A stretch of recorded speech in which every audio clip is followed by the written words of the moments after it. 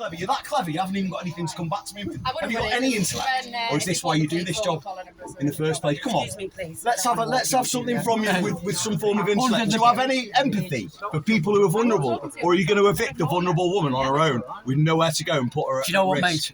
Are you? Professionalism and conduct of an agent is appalling. You've got no professionalism whatsoever. He ain't. You can't even speak clearly. They don't even look at their own rules themselves. You should take into account the vulnerability of this person, and you should go and get the extension and ignore it until that extension, until she finds suitable alternative accommodation. It's the law. It says it here. Have you done the law? Have you done a risk assessment from the High Court? Where's the risk assessment that should be done? Attitude. Before you decide she is vulnerable and disabled. You cannot evict her with nowhere to go. It's that simple. Risk assessment, you can't even answer because it's that simple, mate. And if you don't want a discussion about it, then more fool you. Because I'm telling you and quoting you the exact law on evictions. You are not allowed to do. What's your company? What company are you here from? Because your company will have the same policy as the banks. You cannot evict vulnerable people, and you know it. So what are you doing here? The discussion has already been had with the judge. Go and speak to No, it's nothing to do with the judge. It's to do with the person here threatening to force entry, causing alarm and harassment.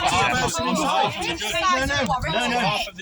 Yeah, so his policy says he can't evict a vulnerable person. His policy says that his job description and his company, hang on, the judge, the bank, and him all have the same legal laws. And I'm quoting you them. You cannot evict a vulnerable person without 28 days notice. No, you can't. She's vulnerable. That's the High Court law. That is his bailiff law, and that's the bank's law. So what are you doing here still?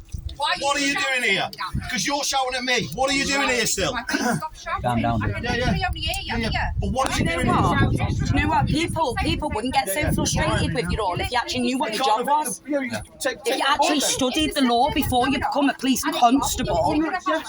Yeah, constable. Because none of you are constables. You're all mercenaries. You can't evict a vulnerable person without notice, and especially when she has nowhere to go. It's unlawful. It's unlawful by the court. The judge will not authorise that. The bank, it's in their criterion policy to not authorise that, and it's also in the bailiff's job description. Do not pick on and penalise vulnerable people with nowhere to go. This is what the appeal process is for. You're given 24 hours notice. You need to give 28 days notice so she can appeal it and find alternative accommodation. Come on. What are you still doing here, causing harassment to everyone? Look at the law. The judge, you quoted me the judge will not evict a vulnerable person. So why are you enforcing it? Because they work for the bank. Telling us that she has all the We've lost our police force. You're all